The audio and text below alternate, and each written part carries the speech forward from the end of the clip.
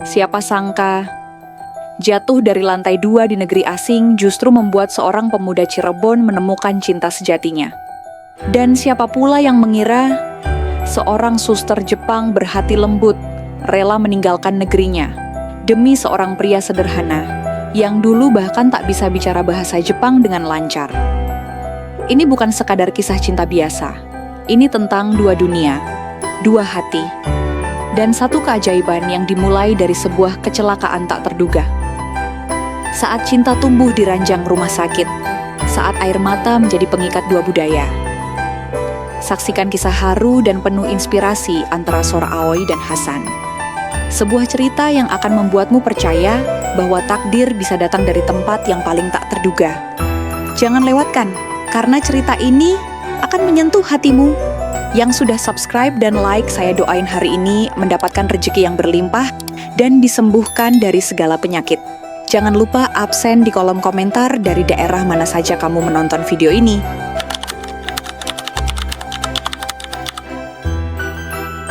Di sebuah rumah sederhana di sudut kampung kecil di Cirebon, Jawa Barat, tinggal seorang pemuda bernama Hasan. Usianya baru menginjak 23 tahun. Ia adalah anak bungsu dari 3 bersaudara. Kedua kakaknya sudah menikah dan hidup terpisah bersama keluarga masing-masing. Sementara Hasan tinggal hanya berdua bersama ibunya, seorang wanita renta berusia 60 tahun yang kian hari kian rapuh dimakan usia. Nafasnya sudah berat, tubuhnya sering menggigil, dan penyakit tua datang silih berganti. Namun satu hal yang tak pernah pudar dari wajah sang ibu. Senyum lembut yang selalu ia berikan untuk Hasan, putra terakhir yang masih bersamanya. Sejak kehilangan pekerjaan di pabrik otomotif di Cikarang karena pemutusan kontrak besar-besaran, Hasan kembali ke kampung halaman dengan hati yang gundah. Ia mencoba berbagai pekerjaan serabutan, mulai dari tukang bangunan, kuli angkut di pasar, hingga pengantar galon. Tapi semua itu tak cukup untuk membiayai obat-obatan ibunya yang semakin mahal. Setiap malam, Hasan termenung di beranda rumah, menatap langit gelap, merenungkan takdir hidupnya. Sampai suatu malam, ia melihat pengumuman di media sosial tentang program magang kerja ke Jepang. Detik itu juga, seolah ada cahaya kecil yang menyala di hati Hasan. Dengan tekad yang menggebu, Hasan mendaftarkan diri. Ia mengikuti pelatihan bahasa Jepang selama berbulan-bulan, menjalani serangkaian tes fisik, psikologis, dan keterampilan kerja. Meski berkali-kali gagal memahami pelafalan kata Jepang yang sulit, Hasan tak pernah menyerah. Ia belajar dengan serius, bahkan menempelkan kata-kata Jepang di dinding kamarnya agar bisa hafal setiap hari. Ibunya awalnya ragu. Ia tak ingin putra satu-satunya pergi jauh. Tapi saat melihat semangat dan tekad Hasan yang membara, sang ibu akhirnya hanya bisa memeluknya erat sambil berbisik pelan. "Ibu percaya kamu bisa, nak." Hari yang dinanti pun tiba. Hasan dinyatakan lulus dan masuk dalam daftar calon peserta magang ke Jepang. Ia segera mendapat penempatan di perusahaan konstruksi di daerah Ueno. Waktu keberangkatan pun ditentukan, 2 minggu lagi. Selama 2 minggu itu, kampung kecil mereka dipenuhi haru. Para tetangga datang silih berganti memberikan doa dan makanan untuk bekal Hasan. Malam terakhir sebelum keberangkatan, Hasan duduk berdua bersama ibunya. Di tengah sepi, ibunya menggenggam tangan Hasan dan berkata dengan suara lirih, "Kamu harus kuat ya, nak. Kalau kamu sedih di sana, ibu pasti ikut sedih. Tapi kalau kamu semangat dan bahagia, ibu juga akan bahagia." Pagi hari itu, suasana Bandara Soekarno-Hatta dipenuhi keluarga-keluarga yang melepas putra-putrinya berangkat ke negeri asing. Hasan datang bersama ibunya yang berkerudung lusuh dan kakaknya yang tertua, pria berusia 38 tahun. Tangis sang ibu pecah saat Hasan mencium tangannya dan memeluk tubuh ringkih itu untuk terakhir kalinya. "Jangan lupa kabari ibu tiap malam. Dan jaga sholatmu, Hasan," ucap ibunya sambil menahan sesak di dada. Hasan mengangguk, menahan air mata yang mulai membanjiri matanya. Ia berjalan menuju pintu keberangkatan, menoleh 1 kali lagi, melihat ibunya melambaikan tangan sambil menangis di pelukan sang kakak. Dalam hati, Hasan bersumpah akan membuat senyum ibunya kembali merekah. Tidak lagi karena sedih, tapi karena bangga. Beberapa belas jam kemudian, pesawat mendarat di bandara Jepang. Udara dingin menyergap tubuh Hasan begitu ia keluar dari pintu kedatangan. Matanya terpana melihat dunia yang sama sekali berbeda dari kampung halamannya. Gedung tinggi, tulisan asing, dan orang-orang yang lalu lalang tanpa memperhatikan sekeliling. Dari bandara, Hasan bersama rombongan dibawa ke asrama sederhana, yang disebut Apato. Di sana, ia akan tinggal bersama 2 orang senior sesama WNI. Fadoli, pemuda berusia 25 tahun dari Jawa Tengah yang sudah hampir 3 tahun bekerja. Dan Dwi, pria 28 tahun dari Jawa Timur yang juga sudah mendekati masa akhir kontrak. Saat pertama kali masuk kamar, Hasan disambut oleh aroma mie instan dan suara tawa dari dapur kecil. Fadoli menyapa Hasan dengan ramah, sementara Dwi menepuk pundaknya sambil berkata, "Selamat datang di Jepang, bro. Siap jadi kuli internasional?" Meski bercanda, Hasan tahu perjuangannya baru saja dimulai. Ia berjanji pada dirinya sendiri, seberat apapun hidup di Jepang nanti, ia akan bertahan. Semua demi ibunya, satu-satunya alasan ia masih terus melangkah. Dalam diam, ia menatap langit Jepang malam itu dari jendela Apato kecil dan membisikkan doa dari lubuk hatinya yang terdalam. "Ya Allah, jangan biarkan aku gagal." Pagi pertama Hasan di Jepang dimulai dengan bunyi alarm jam 5 subuh dan suara langkah cepat Fadoli di lorong sempit Apato. "Hasan, bangun! Hari pertama, jangan telat!" Suara Fadoli terdengar tegas tapi bersahabat.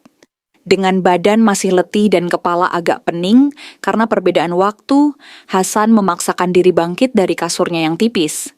Ia mengenakan seragam kerja biru tua, lengkap dengan helm dan sepatu safety. Tak ada waktu untuk sarapan. Mereka langsung berangkat naik kereta cepat menuju lokasi proyek.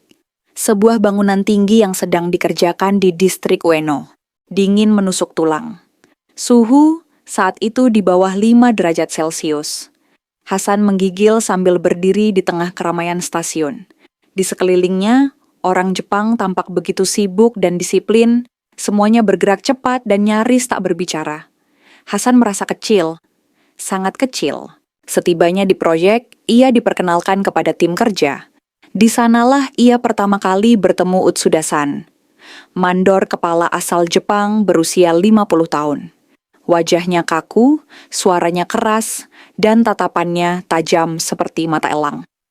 Saat Hasan sedikit membungkuk memberi salam, Utsuda hanya menoleh sekilas tanpa senyum.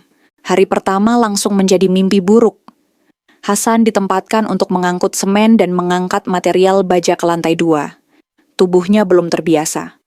Tangan gemetar, nafas terengah. Belum lagi instruksi yang diberikan hanya dalam bahasa Jepang, yang terkadang sulit ia pahami meski sudah belajar sebelumnya. Beberapa kali Hasan salah tangkap perintah. Ia menaruh material tidak pada tempatnya. Dan saat itulah untuk pertama kalinya, suara Utsuda meledak. "Kono baka, wakaranai no ka?" Dasar bodoh, nggak ngerti juga? Semua orang di lokasi menoleh. Hasan berdiri mematung. Muka Utsuda hanya berjarak beberapa senti dari wajahnya. Tangannya menampar papan kayu yang ada di dekat kaki Hasan hingga terdengar suara keras. Hasan hanya bisa menunduk. Ia merasa seperti anak kecil yang baru saja dimarahi di depan kelas. Sore harinya, di perjalanan pulang, Hasan hanya diam. Tangannya penuh luka lecet dan bahunya nyeri. Fadoli dan Dwi mencoba menghiburnya. "Sabar, San. Dulu gue juga gitu. Bos Jepang memang keras. Tapi mereka gitu karena kerjaan harus perfect. Lu kuat kok, bro," sambung Dwi. "Kita dulu juga mau kabur pas bulan pertama. Tapi kalau lu tahan, lu bakal terbiasa." Hari-hari berikutnya tidak jauh berbeda. Hasan harus bangun subuh, kerja fisik berat di bawah cuaca ekstrem. Musim dingin yang menggigit atau musim panas yang menyengat. Kadang makan siangnya hanya roti isi telur, karena tak punya banyak waktu untuk masak. Tiap kesalahan kecil dibalas teriakan. Pernah sekali Hasan salah pasang kabel, dan Utsuda menendang tong besi di dekatnya dengan marah. Hasan nyaris menangis. Ia mulai berpikir untuk menyerah. Untuk apa jauh-jauh ke Jepang kalau hanya jadi bulan-bulanan? Tapi tiap malam, Saat ia berbaring di ranjang sempit, suara ibunya selalu hadir di kepala. "Kamu harus kuat ya, Nak." Kalimat itu seperti jimat yang menahan air mata agar tidak tumpah. Ia mengingat wajah tua yang sabar menunggunya di rumah. Mengingat senyum ibunya yang hanya bisa ia lihat lewat video call. Itu pun kalau sinyal lancar. Satu-satunya hal yang menguatkan adalah Fadoli dan Dwi. Dua senior itu bukan hanya teman sekamar, tapi seperti kakak sendiri. Mereka mengajarkan Hasan cara masak sup miso ala Jepang dengan bahan murah dari supermarket. Mengajarkan istilah kerja penting seperti hazard kiken dan cui, agar tidak salah dengar lagi. Bahkan kadang membantu menerjemahkan saat Hasan kesulitan berkomunikasi dengan atasan. Saat musim dingin tiba dan salju turun untuk pertama kalinya, Hasan berdiri lama di luar Apato. Ia mengulurkan tangan, menangkap serpihan putih itu dengan senyum tipis. Di balik dingin dan beratnya beban kerja, terselip rasa syukur. Ia masih bisa bertahan. Tapi semuanya berubah drastis ketika satu surat pemberitahuan ditempel di pintu kamar Apato. Surat itu bertuliskan, "Mohon doakan kami selamat sampai di tanah air. Terima kasih atas kenangan di Jepang. Surat dari Fadoli dan Dwi." Keduanya telah selesai kontrak dan kembali ke Indonesia. Tanpa banyak kata perpisahan, hanya meninggalkan sepasang sandal dan kenangan panjang di negeri orang. Kini Hasan sendiri. Tidak ada lagi teman yang bisa diajak berbagi makanan. Tidak ada lagi yang bisa membelikan obat saat flu. Tidak ada lagi yang bisa membela saat Utsuda marah. Dan sendirian di negeri asing adalah rasa paling sunyi yang pernah Hasan rasakan dalam hidupnya. Musim semi di Jepang seharusnya menjadi waktu yang indah. Bunga sakura bermekaran, udara mulai menghangat, dan langit cerah nyaris tanpa awan, namun tidak bagi Hasan. Di minggu pertamanya tanpa Fadoli dan Dwi, hari-hari terasa lebih panjang, lebih sepi, dan lebih dingin meski matahari bersinar terang. Di lokasi proyek, Hasan kini benar-benar sendiri. Tidak ada lagi yang bisa ia tanyai jika ragu. Tak ada lagi teman bicara dalam bahasa yang ia mengerti. Ia hanya bisa menunduk saat Utsuda memerintah, mencoba menerjemahkan di kepalanya, lalu bekerja sebaik mungkin. Tapi kadang, sebaik apapun usahanya, kesalahan tetap tak terhindarkan. Hari itu, Hasan ditugaskan memeriksa dan mengencangkan baut pada steger di lantai 2 proyek. Udara cukup hangat dan angin bertiup lembut. Hasan naik dengan alat kerja, mengenakan helm, sarung tangan, dan sepatu boot. Tapi ia lupa satu hal paling penting, sabuk pengaman. Saat berdiri di ujung platform besi yang goyah, Hasan sedikit kehilangan keseimbangan karena baut yang ia pijak belum sepenuhnya terikat. Ia mencoba bertahan, tangan mencari pegangan. Tapi secepat kedipan mata, tubuhnya terpeleset dan jatuh dari ketinggian hampir 3 meter. Berak! Suara keras tubuh Hasan menghantam beton membuat semua pekerja berlari menghampiri. Ia tak sadarkan diri, tubuhnya meringkuk di atas lantai keras. Darah mengalir dari pelipisnya, dan kaki kirinya terlihat tak bergerak sama sekali. Ambulans datang cepat.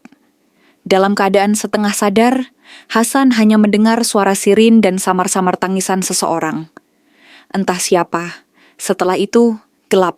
Ketika membuka mata, langit-langit putih menyambutnya. Bau obat dan suara alat monitor terdengar pelan.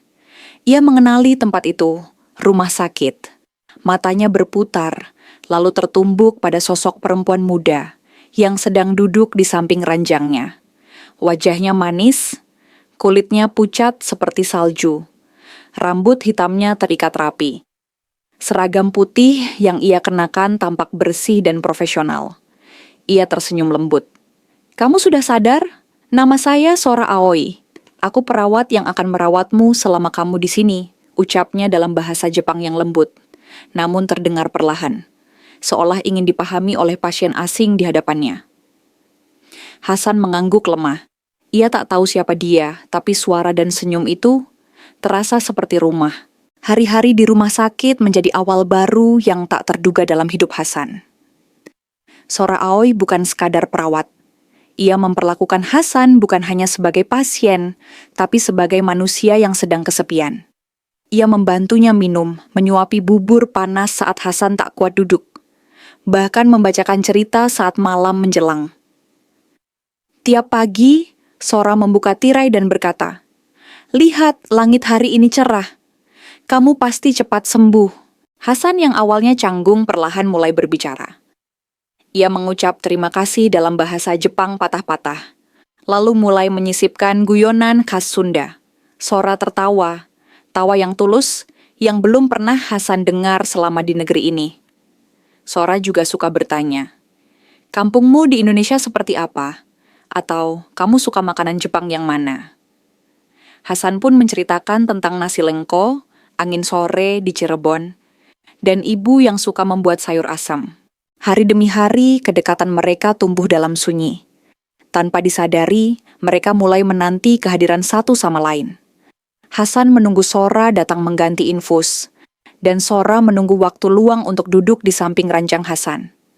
Saat Hasan sudah cukup kuat untuk duduk di kursi roda, Sora mengajak berjalan di taman rumah sakit. Di bawah pohon sakura yang mulai berguguran, mereka duduk berdampingan. Angin pelan meniup rambut Sora, membuat pipinya bersemu merah muda. Hasan memberanikan diri bertanya, "Kenapa kamu begitu baik padaku, Sora-san?" Sora menatapnya, lama, lalu tersenyum kecil. "Karena aku merasa kamu seperti seseorang yang selama ini aku tunggu. Kamu berbeda." Setelah hari itu, mereka bertukar nomor WhatsApp. Sora sering mengirim pesan pendek, seperti "sudah makan?" atau "semangat ya." Hasan pun tak kalah aktif mengirim foto makanan rumah sakit dan menulis caption lucu. 3 bulan kemudian, Hasan dinyatakan sembuh total. Dokter memberi izin untuk kembali bekerja.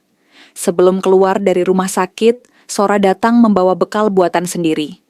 Makanan khas Jepang yang ia siapkan dengan penuh cinta. Hasan menunduk, lalu memandang matanya dalam-dalam. "Terima kasih. Kalau aku nggak jatuh waktu itu, mungkin aku nggak pernah ketemu kamu." Sora hanya tersenyum, tapi senyum itu kini lebih dalam. Ada perasaan yang tidak bisa dibohongi. Hasan meninggalkan rumah sakit dengan kaki yang masih sedikit lemah, tapi hatinya kini jauh lebih kuat. Ia bukan lagi Hasan yang kesepian. Ia pulang ke Apato dengan harapan baru. Dan sejak saat itu, libur kerja bukan lagi hari untuk istirahat, tapi hari yang ia nanti untuk bisa bertemu kembali dengan seorang suster cantik yang telah menyelamatkan jiwanya. Sejak keluar dari rumah sakit, hidup Hasan terasa berbeda. Apato yang dulu sunyi, kini sering diwarnai kehadiran sosok perempuan yang membuat ruang sempit itu terasa hangat, Sora Aoi. Tak ada lagi hari libur yang dihabiskan sendiri menatap langit-langit. Kini, tiap akhir pekan, Hasan menanti suara langkah pelan di depan pintu dan ketukan lembut yang hanya dimiliki oleh satu orang. Sora selalu datang dengan membawa sesuatu. Kadang bekal bento buatan tangannya, kadang roti isi krim yang katanya sedang tren. Kadang hanya senyuman dan pelukan kecil yang menyembuhkan semua lelah. Ia duduk bersila di lantai Apato Hasan, bercerita tentang pasien-pasiennya, tentang drama Jepang yang sedang populer, atau sekadar tertawa menanggapi lelucon khas Sunda yang baru ia pahami seminggu kemudian. Mereka sering jalan-jalan berdua.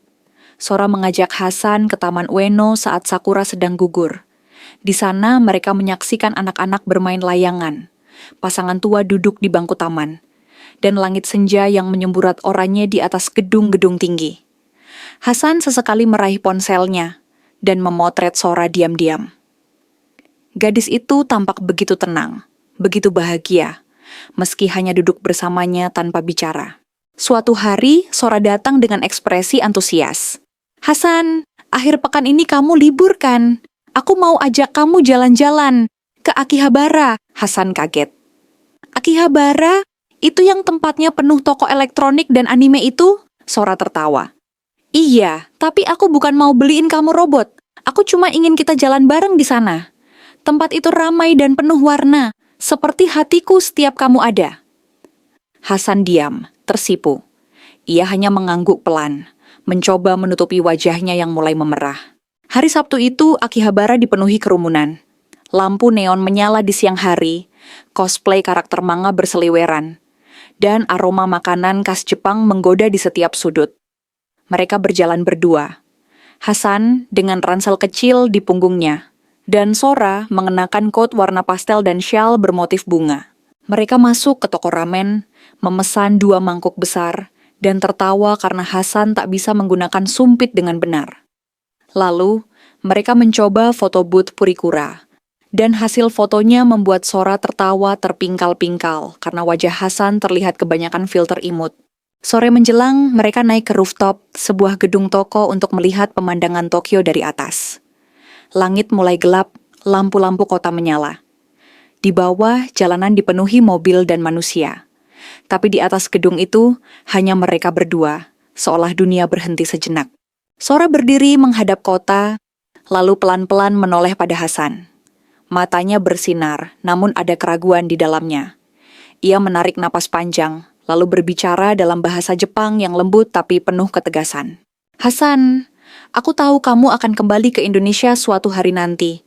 Aku tahu kamu punya keluarga dan mimpi di sana. Tapi aku tidak ingin kehilangan kamu. Maukah kamu tetap bersamaku, apapun yang terjadi? Hasan terdiam. Dunia serasa berhenti. Angin malam mengibaskan rambut Sora, dan lampu-lampu Tokyo menjadi latar dari pengakuan tulus yang tak disangka-sangka. Hasan menatapnya dalam-dalam, lalu menjawab perlahan dalam bahasa Jepang yang sederhana tapi jujur. Watashi mo anata ga suki desu. Aku juga mencintaimu. Sora terdiam sesaat, lalu senyumnya merekah. Ia memeluk Hasan di tengah dingin yang menggigit, di tengah keramaian Akihabara, dan di tengah dunia yang tak lagi asing bagi Hasan. Sejak hari itu, mereka resmi menjadi pasangan. Tapi hubungan mereka bukan tanpa tantangan. Ada aturan budaya yang berbeda, ada kesibukan masing-masing, dan ada jarak yang akan datang saat kontrak Hasan berakhir. Namun mereka memilih untuk tidak memikirkan akhir. Mereka memilih untuk mencintai hari ini. Sora tetap datang ke Apato, kadang menginap di akhir pekan. Mereka memasak bersama, menonton film anime, dan Hasan mulai belajar bahasa Jepang lebih serius agar bisa bicara lebih lancar dengan Sora dan teman-temannya. Hasan bukan lagi pemuda yang terasing di negeri orang. Ia kini punya rumah, bukan dari tembok, tapi dari hati seseorang yang mencintainya tanpa syarat. Di negeri asing, Hasan menemukan sesuatu yang lebih berharga dari pekerjaan dan gaji. Cinta yang datang di saat ia paling membutuhkan kasih. 3 tahun berlalu sejak Hasan pertama kali menginjakan kaki di Jepang. Waktu berjalan cepat seperti kereta Shinkansen yang dulu ia takuti. Kini Hasan adalah pria dewasa yang jauh berbeda dari dirinya yang dulu. Lebih kuat, lebih percaya diri, dan lebih memahami dunia. Hubungannya dengan Sora Aoi berjalan indah. Mereka saling mengenal dalam, saling mendukung, dan sudah seperti pasangan suami istri yang belum disahkan secara resmi. Sora sering menginap di Apato Hasan. Mereka berbagi segalanya, makanan, cerita, dan rencana masa depan. Tapi masa kontrak Hasan tak bisa diperpanjang. Sistem magang kerja memiliki batas waktu, dan waktu itu kini telah tiba. Malam terakhir di Jepang terasa berat. Hasan duduk diam di lantai kamarnya, di samping koper besar yang sudah penuh oleh oleh-oleh untuk keluarganya di Cirebon. Sora duduk di sampingnya, menggenggam tangannya erat. Kalau kamu sudah pulang dan punya waktu, apakah kamu akan kembali? Tanya Sora dengan mata yang mulai berkaca-kaca. Hasan menatapnya lama, kemudian mengangguk. Aku janji, kalau rezeki cukup, aku akan balik, atau kamu yang datang ke Indonesia. Sora tersenyum kecil, tapi senyum itu penuh beban.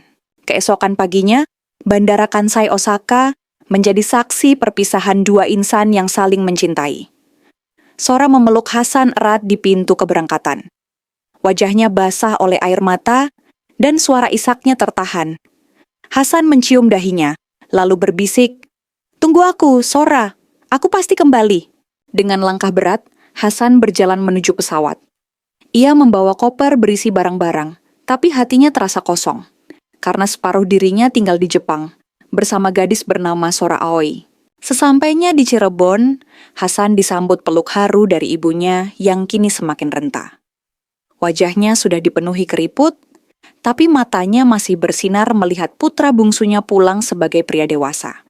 Hasan segera menggunakan tabungan hasil kerja kerasnya untuk membuka usaha. Ia menyewa ruko kecil di pinggir jalan, membeli mesin sablon, dan mempekerjakan 2 orang pemuda kampung untuk membantunya memproduksi kaos custom. Ia bahkan membayar DP rumah kecil untuk ibunya agar bisa tinggal lebih layak. Usaha Hasan sempat berkembang. Ia menjalin kerja sama dengan temannya, Andi, teman lama sejak SMP yang dulu pernah jualan bareng di pasar malam. Andi punya banyak relasi, katanya. Dia bisa bantu Hasan memasarkan sablon ke toko-toko besar dan online shop. Tanpa pikir panjang, Hasan mempercayakan sebagian besar dana dan operasional ke Andi. Uang puluhan juta diputar, produk diproduksi dalam jumlah besar. Tapi beberapa minggu kemudian, pesanan-pesanan itu tak kunjung dibayar. Hasan mulai curiga. Ia coba hubungi Andi, tapi tak diangkat. Ia datangi rumahnya, tapi kosong. Ternyata semua hanyalah permainan. Andi kabur, membawa kabur sebagian besar uang Hasan. Mesin sablon digadaikan, bahan baku dijual murah. Hasan duduk termenung di ruko kosong. Tangannya gemetar, keringat dingin bercucuran. Ia ingin berteriak, tapi suara tercekat di tenggorokan. Hari itu Hasan pulang ke rumah dengan langkah gontai. Di depan ibunya ia pura-pura kuat. Tapi malam itu di dalam kamar kecilnya, Hasan menangis untuk pertama kalinya sejak pulang.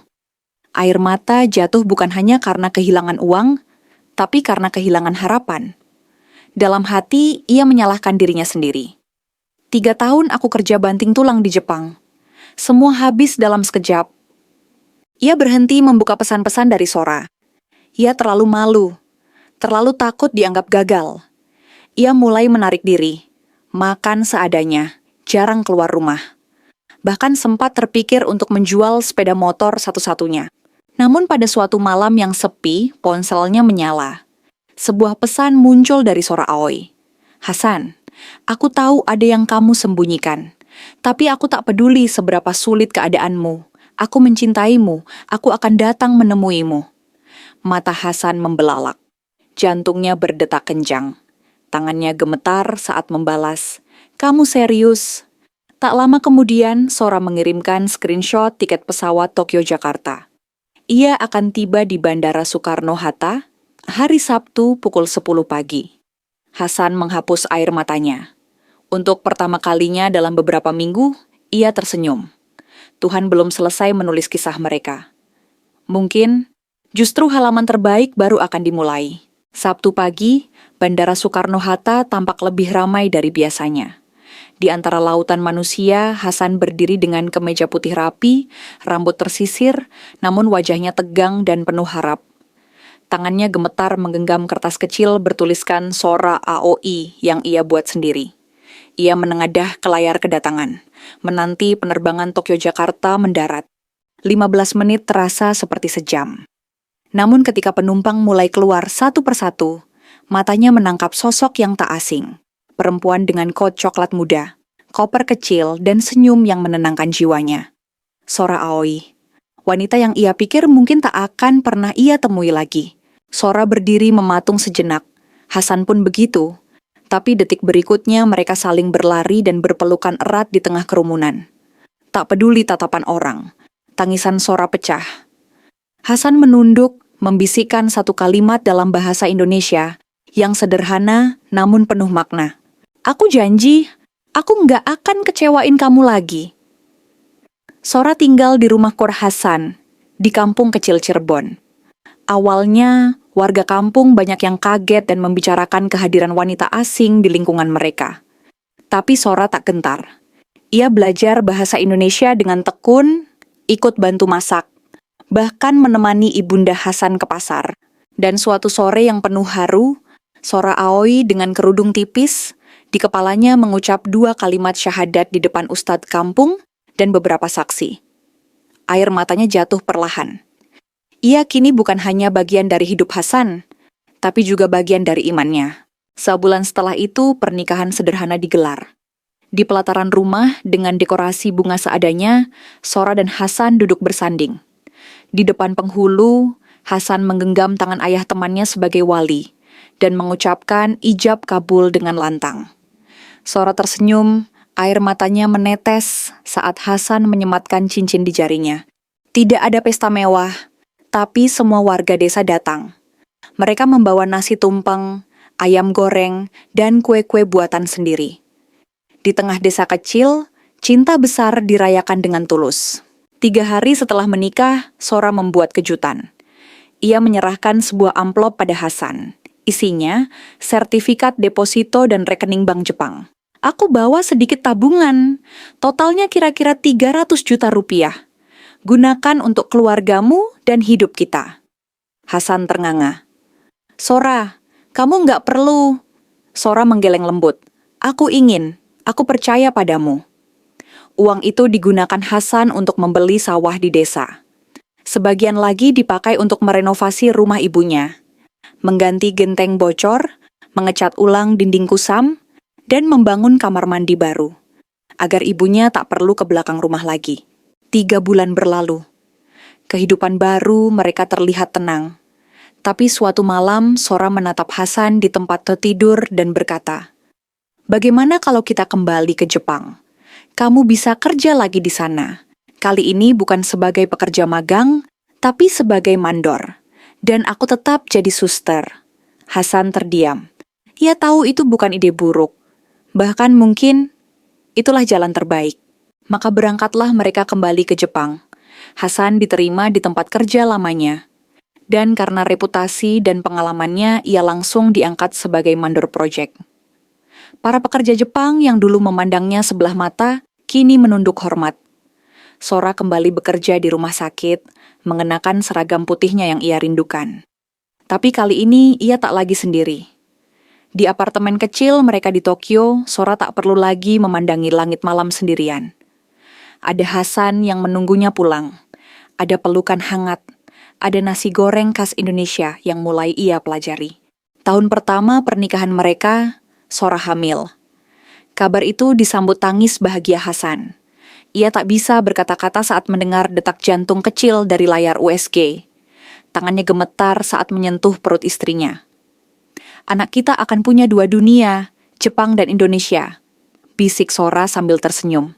9 bulan kemudian, seorang bayi laki-laki lahir di rumah sakit tempat Sora dulu bekerja. Mereka memberinya nama Kenji Pratama Aoi. Seorang bayi kecil berdarah 2 bangsa, hasil cinta sejati 2 insan dari dunia yang sangat berbeda. Kini Hasan bukan hanya buruh migran. Ia adalah suami, ayah, dan pemimpin keluarga yang kuat. Dan Sora Aoi, ia bukan hanya suster Jepang yang baik hati. Ia adalah istri muslimah yang dengan cinta, meninggalkan negerinya demi cinta yang sederhana, tapi sejati. Di balkon apartemen kecil mereka, saat matahari pagi menyinari Tokyo, Hasan menggendong Kenji dan menatap istrinya yang sedang menyeduh teh. "Kalau dulu aku nggak jatuh dari lantai 2, ucapnya sambil tersenyum. Sora menjawab pelan. Mungkin aku nggak pernah jatuh cinta. Mereka tertawa. Dan hidup pun berjalan bahagia. Dalam kesederhanaan, dalam cinta yang menembus batas negara dan bahasa.